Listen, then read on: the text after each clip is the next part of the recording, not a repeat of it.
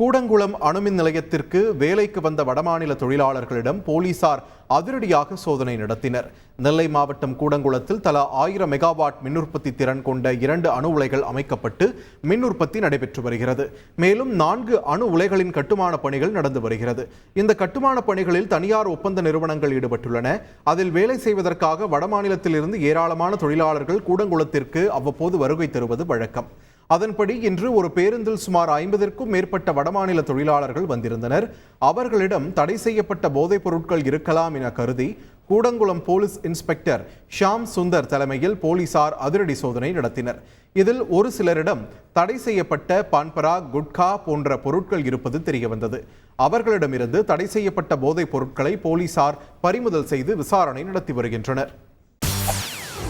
செய்திகளை உடனுக்குடன் தெரிந்து கொள்ள உடனே சப்ஸ்கிரைப் பண்ணுங்க.